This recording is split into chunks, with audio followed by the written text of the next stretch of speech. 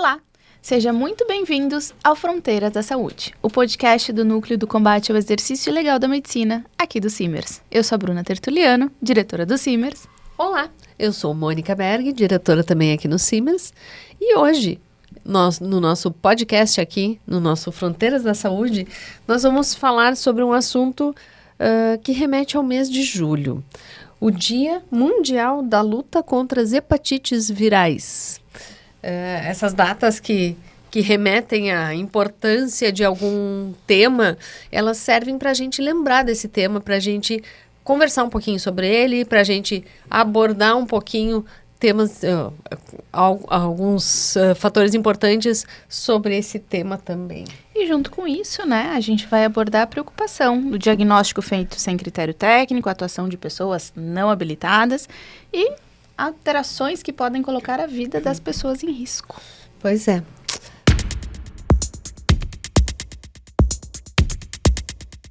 Para isso, a gente sempre convida alguém que é referência no assunto. Nós convidamos hoje, temos o prazer de ter aqui a nossa colega, doutora Caroline Marrone. Doutora Caroline é médica graduada pela Universidade Federal de Ciências da Saúde de Porto Alegre, mestre em hepatologia e com ampla experiência e especialização em gastroenterologia, hepatologia e endoscopia digestiva. Muito bem-vinda, Caroline. Muito obrigada por esse tempo, por essa disposição. Obrigada, bom dia. Obrigada pelo convite, em primeiro lugar. E que bom a gente poder falar desse tema, um tema importante, que é do nosso dia a dia, e para poder trazer essa ideia do julho amarelo, e da data, né, importante de combate e de luta contra as hepatites virais. Obrigada. E por que essa data é tão importante? Porque é tão importante lembrar das hepatites, botar elas no foco.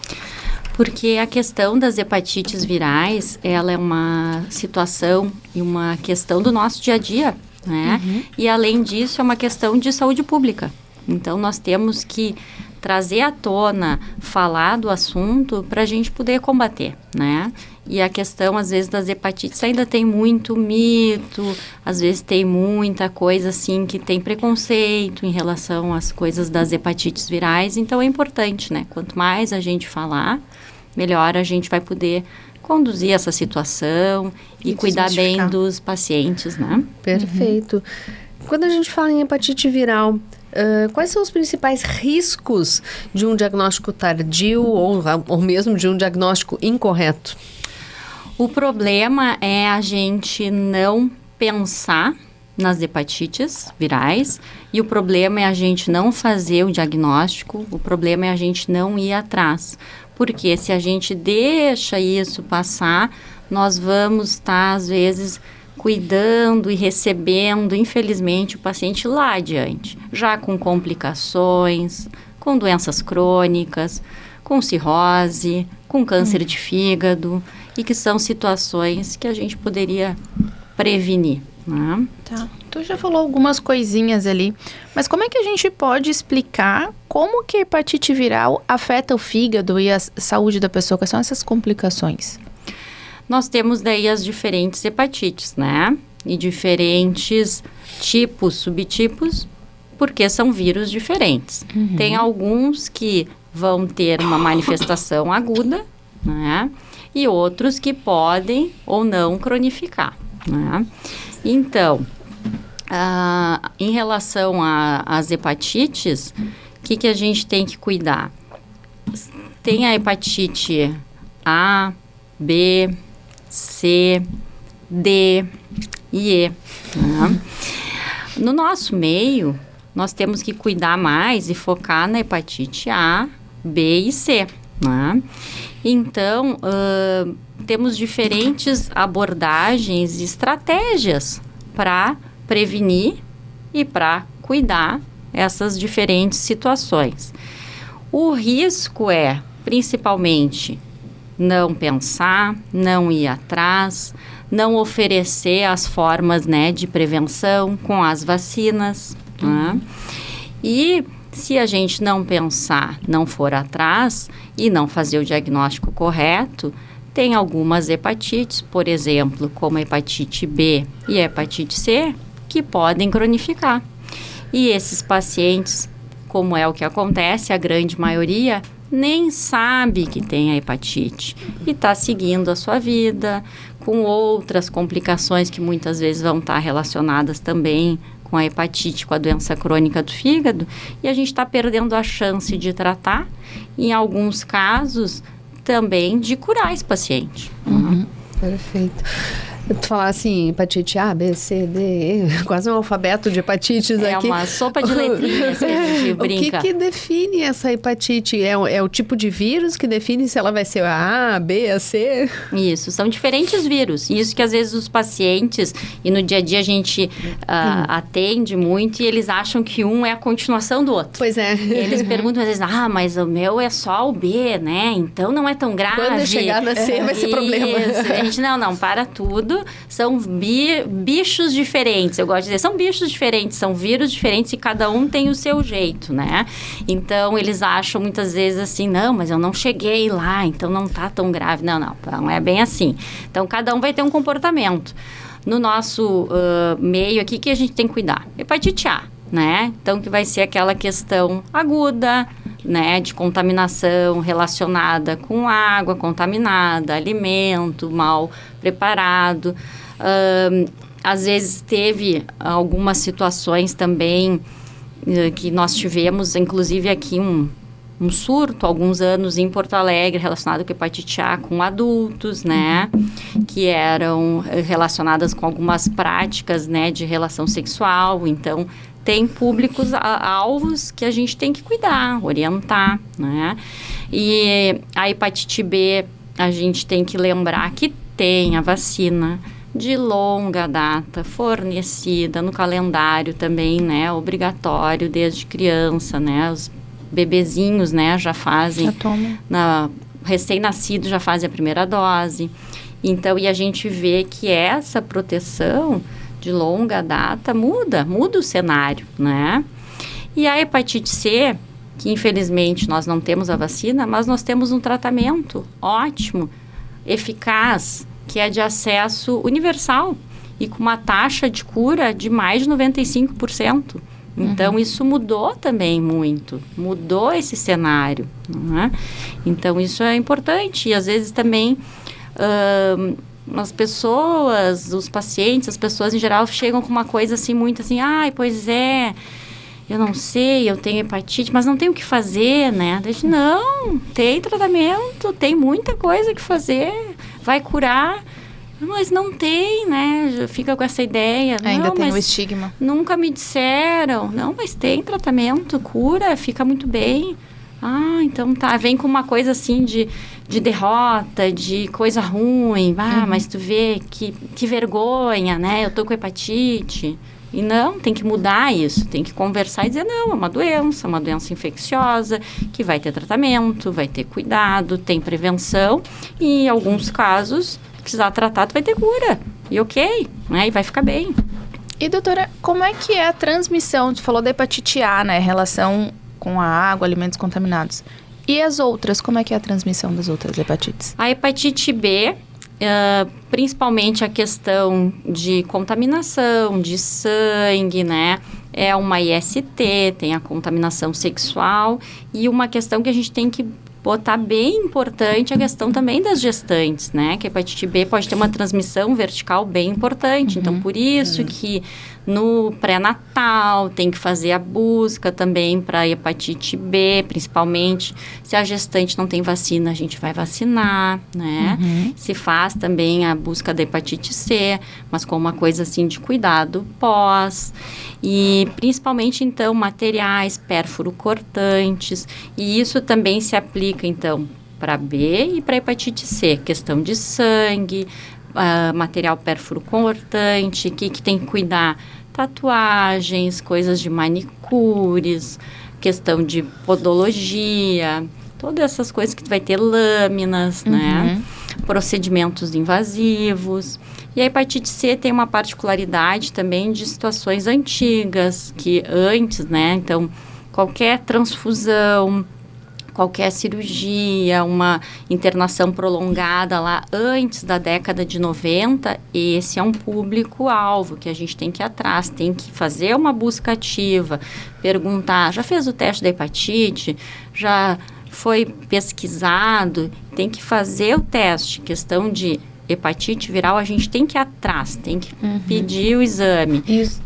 Desculpa, isso desse público que antes de 90 fez algum tipo de procedimento ou de cirurgia ou transfusão, por que isso acontece depois dos anos 90? Começou a ter mais cuidado, começou a ter algum tipo de teste? O que mudou para esse público? O vírus da hepatite C foi descoberto em 1989.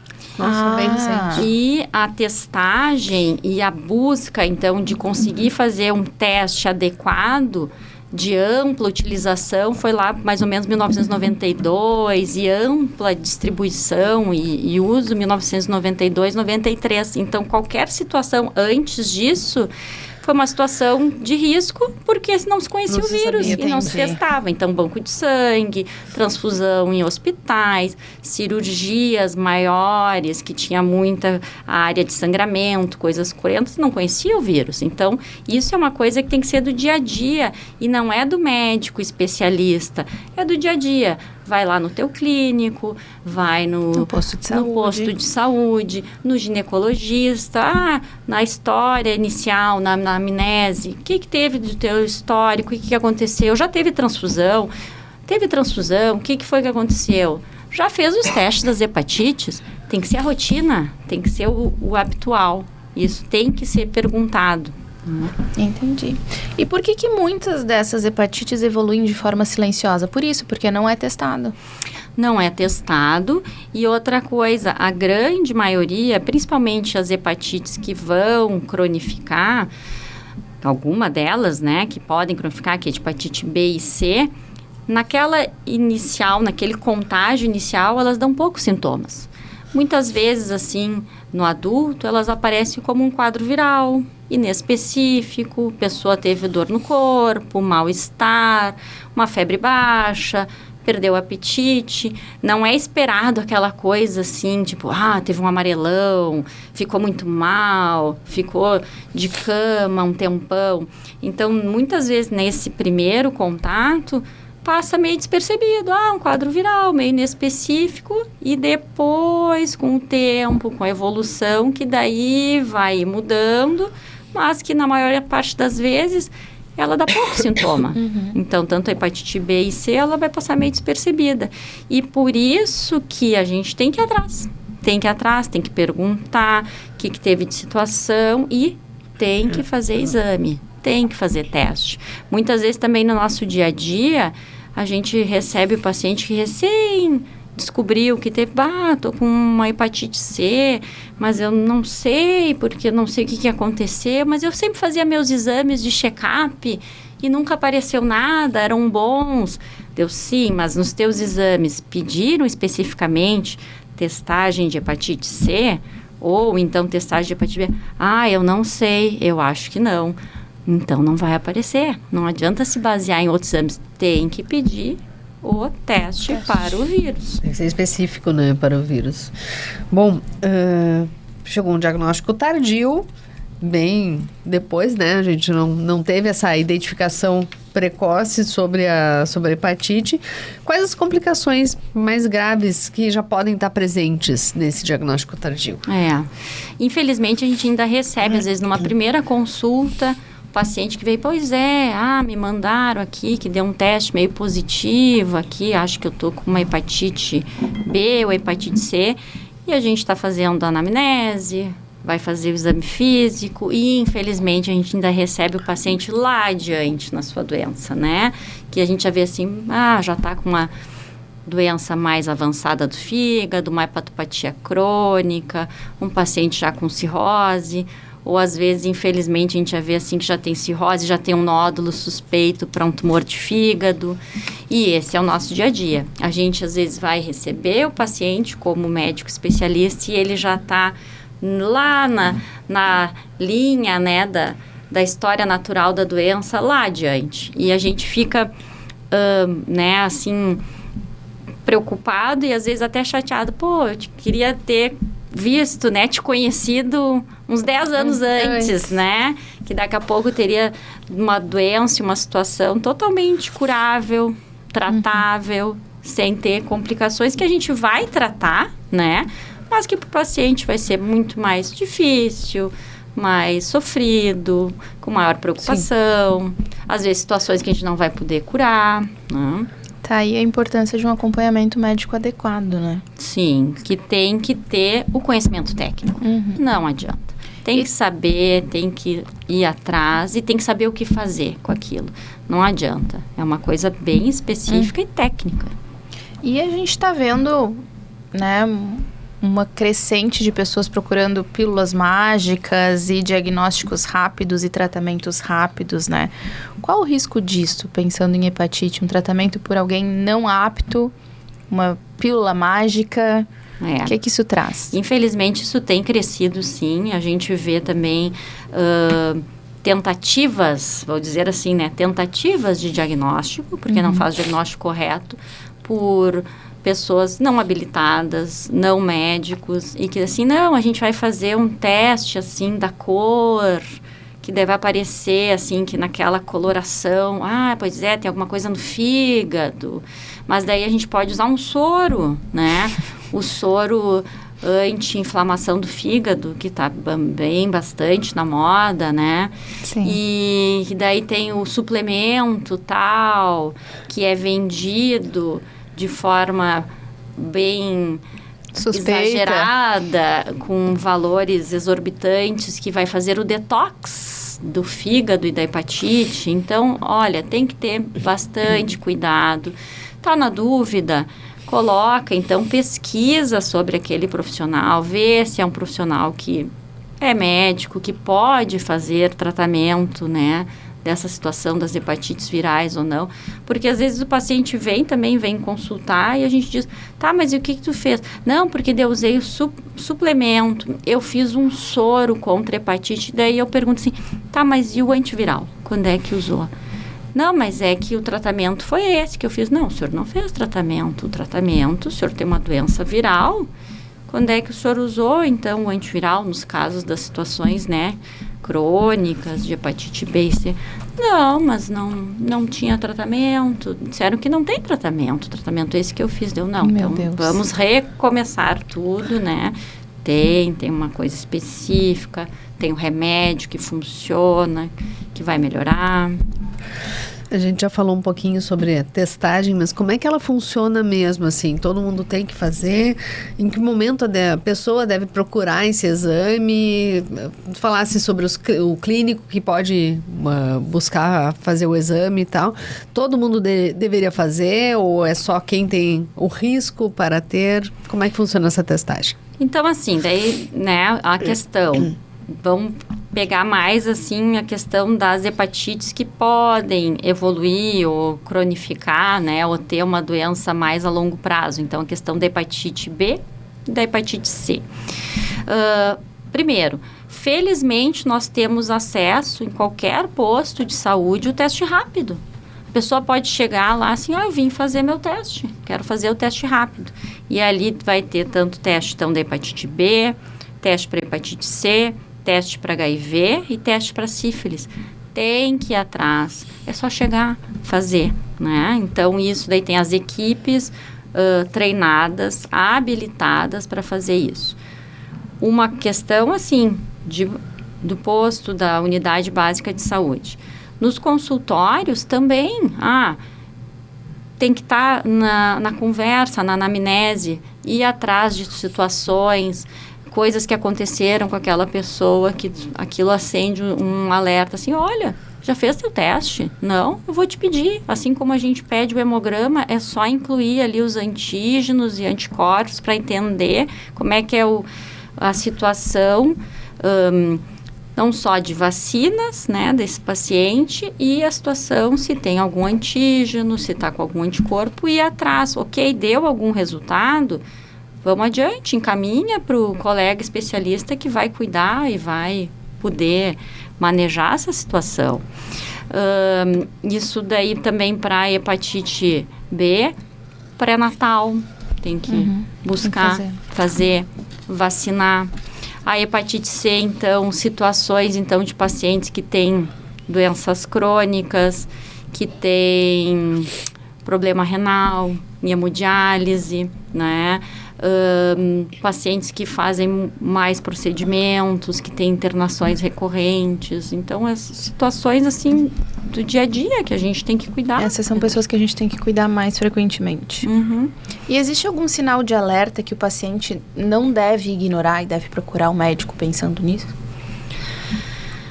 Infelizmente, às vezes, quando nós temos mais sinais de alerta, é porque às vezes a situação já está mais adiantada, né? Então, às vezes, assim, se notou que está com um amarelão, uma icterícia, alguma coisa de diferente, ou então mudou a coloração da urina, das fezes, isso assim é uma coisa assim, tá acontecendo alguma coisa diferente, vai buscar um atendimento médico. Tu tem que fazer uma avaliação médica. As fezes também ficam amarelas, que nem o rostinho? Ficam bem clarinhas, tipo, mais claras, pálidas. Assim, bem pálidas. A urina é uma cor assim, tipo um chá concentrado, né? Cor âmbar. E vê o amarelão, que daí geralmente o pessoal também tem que ver no olho ou lá embaixo da língua, não é a palma da mão amarelada, né? São as, que a gente diz, as mucosas, né? Perfeito. Hepatologia, nossa, evoluiu demais nos últimos tempos.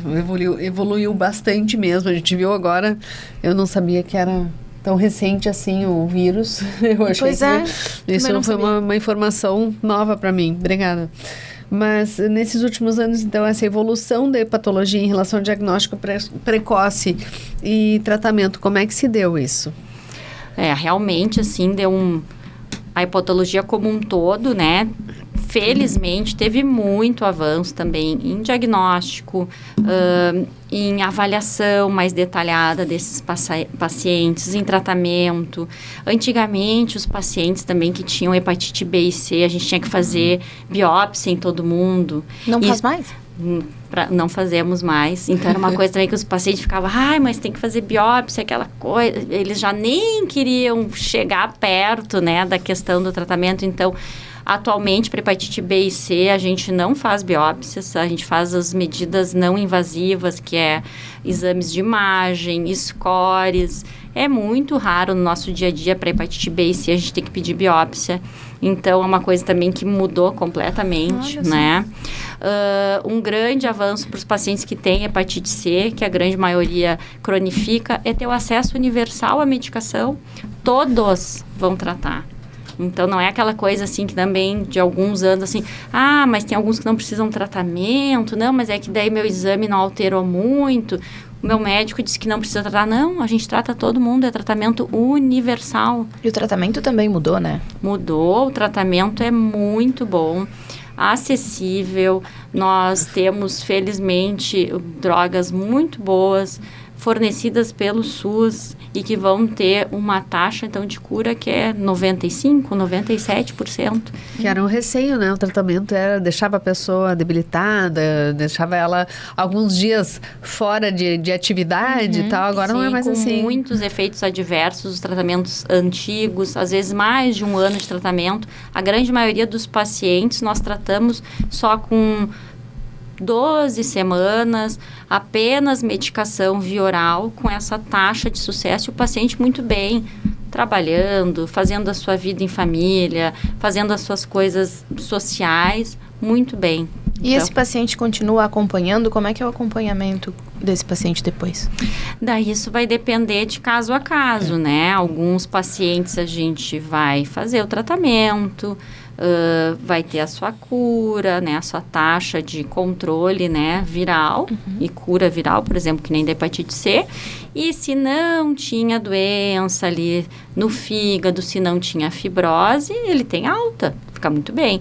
Agora, tem outros pacientes que a gente vê assim, não, ele tinha o vírus, né, no caso da hepatite C, fez o tratamento, curou o vírus, mas ele tem hepatopatia. Então, ele fica com a gente, né. A gente brinca, assim, os hepatos, que às vezes é slide de congresso, assim, até que a morte nos separe.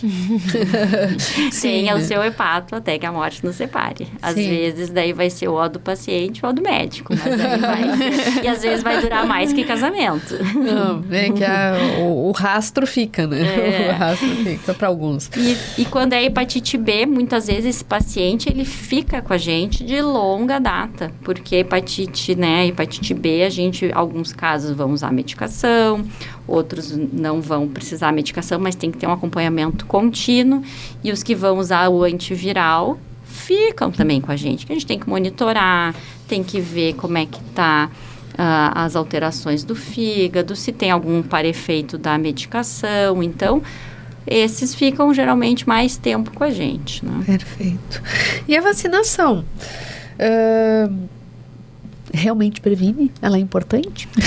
Totalmente importante, é uma coisa assim que tem que estimular. Hepatite B de longa data, acesso amplo também, as pessoas têm que se vacinar, não tem questão de idade, não vai ter uma questão de contraindicação, de parefeito da vacina. O importante é só lembrar, perguntar e fez as doses, todas as doses. Mais de uma dose. 3 doses, São 3. né? No mínimo. Às vezes tem uns pacientes que a gente tem que fazer a mais. Então, isso às vezes é uma questão de dizer, eu não sei, não tenho certeza. Simples. Tá na dúvida? Faça. A gente manda às vezes um bilhetinho, vamos fazer a vacinação. Ou então, às vezes, tá na dúvida, quando for pedir o exame da glicose, do hemograma, põe ali, né? Vê o anticorpo. Se não der, manda fazer. É só fazer, não tem problema. Isso é uma outra coisa que a gente diz, não tem problema a hepatite B fazer a mais a vacina. O problema é fazer a menos. E a hepatite A também, infelizmente, tem acesso. Tem alguns grupos que vão ser os prioritários, que já tem, né, um acesso garantido. Mas em algumas outras situações é só também a gente explicar o quadro clínico e a gente faz um pedido, um requerimento, e esse paciente ou pode fazer também no posto, né, de saúde, explicando a situação. Olha, ele tem outra hepatite, ele tem já uma doença do fígado, ele tem indicação de ter essa proteção da hepatite A. Ou também, então, outros pacientes, as pessoas, acesso universal também. Eu quero fazer a minha vacina. Bom, vai na rede privada, faz a vacina é segura. As crianças já fazem, né? Já estão protegidas. Mas os adultos não pegaram ainda essa fase da hepatite A. Mas tem que ir atrás, tem que fazer e funciona, e previne, e muda o cenário, né? Isso é muito importante. Voltar, né? A gente precisa entender que vacinas de fato funcionam e salvam vidas. E me diz uma coisa, em relação ao estilo de vida, esse paciente, como cuidar da saúde do fígado, alimentação, álcool, o que isso influencia? Influencia muito. Influencia bastante, né? Bom, a questão do álcool, né? Totalmente para relação do fígado e também com as coisas das hepatites virais, essa frase funciona muito, assim, menos é mais. Não tem como pensar diferente. Menos álcool é melhor para o teu fígado. Se for 0, melhor ainda, né? Então, é uma coisa assim que não tem muita negociação e os pacientes gostam de negociar bastante. Eles, mas e tal coisa? E às vezes eu até brinco assim, olha só, tu tá perguntando assim pra mim, mas nem aquela cervejinha do fim de semana, vamos inverter isso. Eu falo assim pra eles, tu vai chegar no cardiologista e vai dizer, mas nem um cigarrinho do fim de semana? Tu não vai dizer isso, né? Diz, é verdade. Pois é, olha o que tu tá dizendo. Não faz sentido. Pois é. Então, tem que dar essa quebrada também, que não dá, né? E a questão também pro fígado, assim, pegando a questão das hepatites virais. O que a gente tem que cuidar? Quanto mais associa outros fatores de agressão, é muito pior. Então, o que a gente tem um problema muito sério? A questão da esteatose, da gordura no fígado, que tem total relação com o estilo de vida. Sedentarismo, então, diabetes, síndrome metabólica. Quando tem nessa situação, né, sindrômica, que somam várias coisas, um vírus de hepatite, né, B, ou um vírus de hepatite C, piora muito, né? A doença evolui de forma mais rápida, o prognóstico é pior, nós vemos complicações mais frequentes e de forma mais precoce. Então, esse paciente a gente tem que ensinar ele, olha, tu tem que ir atrás, tem que melhorar a questão do peso, atividade física, questão da alimentação. A gente orienta também, antigamente a gente tinha a ideia do treinamento, né, cardiovascular, para melhorar a parte cardíaca e pulmonar. Tem o treinamento para o fígado. Se tu fizer os cuidados, né, gerais, vai melhorar a tua saúde do fígado também, né, com o condicionamento. Então, a gente brinca assim também, tem condicionamento do fígado, que vocês têm que cuidar e vai melhorar. Quais são os principais mitos em relação à saúde hepática que a gente tem? O fígado tem uma coisa meio mística, assim, de longa data, né? Então, a gente vai ver que ele aparece em várias coisas, até também na mitologia, nas coisas, assim, gerais, de comportamento, uma coisa meio, às vezes, até meio nebulosa, assim, isso aí deve ser alguma coisa do fígado, que não tá bem, a pessoa tá com um problema psicológico, social, isso aí é o fígado. Então, tem muito isso, né? E aí é um problema, porque é aí que geralmente entra a questão das áreas não habilitadas, que não tem a coisa técnica. Então, se aproveita, às vezes, dessa coisa, assim, mais nebulosa para entrar e não ajudar o paciente. Não ajuda, né? Então, tem muito isso. Os chazinhos milagrosos, os suplementos, né? Os soroterapias e tudo poções, isso, né? Não que o soro seja ruim quando bem indicado, né? Mas a gente não tem atualmente o soro... A gente não tem o soro detox do fígado, a gente não tem o soro queima a gordura do fígado, a gente não tem isso. Né? Os peptídeos agora, nova moda, né? E do ponto de vista do sistema de saúde, quais são os maiores desafios em relação às hepatites virais? E o papel da atenção básica nisso tudo também, né? Eu penso que um dos maiores desafios é o diagnóstico. Tem que ir atrás, tem que buscar, fazer a testagem, orientar, e que tem que ser uma coisa contínua. Porque senão a grande maioria desses pacientes tem a hepatite B e C e não sabe. Esse é o padrão, né? Então, é ir atrás, tem que ir atrás, fazer teste, orientar e fazer uma busca ativa, né? Para daí depois seguir adiante no acompanhamento, no segmento, avaliação de quem que vai precisar ou não tratamento, quem precisa de tratamento, tratar e curar, né? Essa tem que ser a linha, tem que ser uma linha reta, né? Não precisa ter tanta variação e voltas, né? O Brasil está preparado, então, para oferecer diagnóstico, tratamento, prevenção, tudo. O que a gente precisa avançar? O que tem que melhorar mesmo é a questão de diagnóstico e encaminhamento, porque depois que esses pacientes chegam para o médico habilitado, especialista para tratar, ter essa informação técnica, né? Trabalhar com a troca e a coisa de multidisciplinaridade ajuda o paciente, vai ter um ajuste na adesão, dele entender que vai se tratar, vai acompanhar, vai fazer os exames e que isso vai ser bom, vai melhorar, né?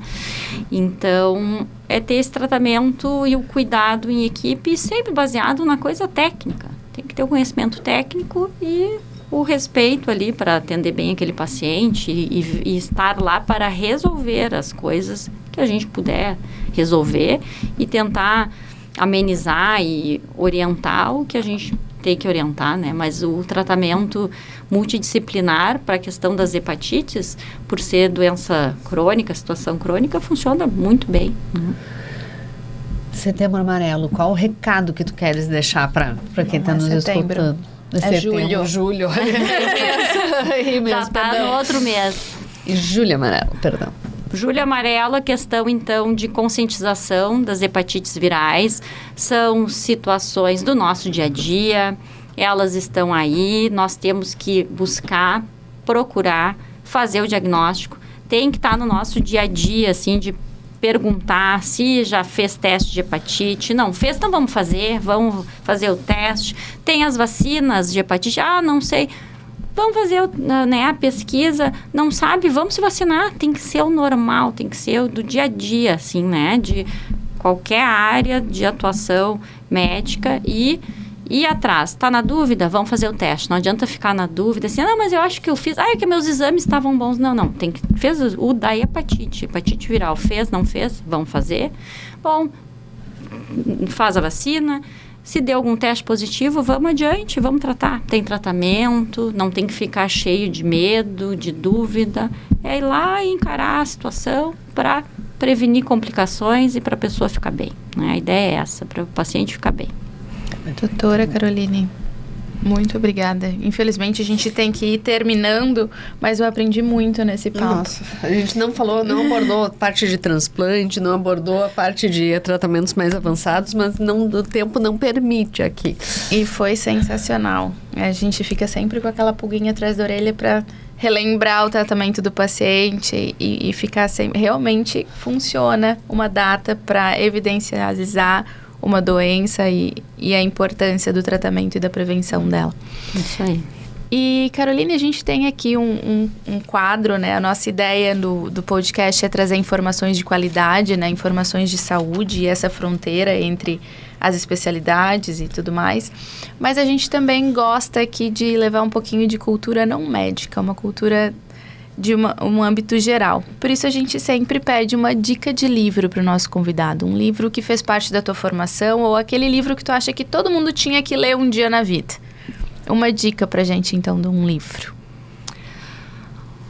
Olha, vários, assim, livros, mas, assim, acho que até pensando numa ideia, assim, de quebra, às vezes, de paradigma, assim, de dar uma quebrada, às vezes, no como é que a gente pensa, né? Há uns anos eu li um livro que até era meio, assim, como ele aparecia como uma coisa, assim, mais de moda, mas eu achei muito interessante. Eu achei que foi importante, assim, que o jeito Harvard de ser feliz. Ser feliz. Né? Então, aquilo é um livro rápido, leitura bem agradável e que ele dá um reset, assim, em várias coisas, né, do nosso dia a dia. E eu acho importante para público geral, mas para os médicos é bem importante, né? Eu acho que vale a pena a leitura e dar uma quebrada, assim, de várias coisas que a gente às vezes faz o foco errado ou às vezes está numa linha de raciocínio, um raciocínio viciado, que a gente tem que voltar e rever e repensar várias coisas. Eu acho que para o dia a dia é bem interessante e nos ajuda. Eu achei muito bom. Gostei da dica. Legal. Ele é bem quebra de paradigma mesmo. Gosto.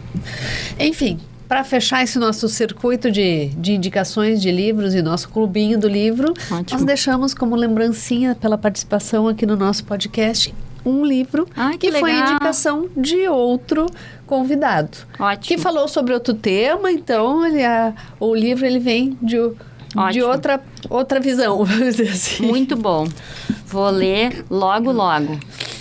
E eu gosto de ler vários livros ao mesmo tempo, de assuntos completamente variados. Gosto. Isso é uma coisa boa, assim. Muito obrigada. Carol. Eu que agradeço. Obrigado pela oportunidade, obrigado pelo convite e obrigada pelo livro também. Te agradeço bastante pela participação, porque, nossa, foi bem relembrar de algumas coisas, ver que a evolução dentro da hepatologia é algo presente, né? E que facilitou o diagnóstico, que melhorou o tratamento, que deu condição para ter uma qualidade de vida mesmo, de resultado. Eu achei uma conversa sensacional, uma aula aqui. Muito obrigada, Caroline. Eu que agradeço. Obrigada. E você continue nos acompanhando no Fronteiras da Saúde pelas redes sociais do Simers, o Instagram, o YouTube e o Spotify.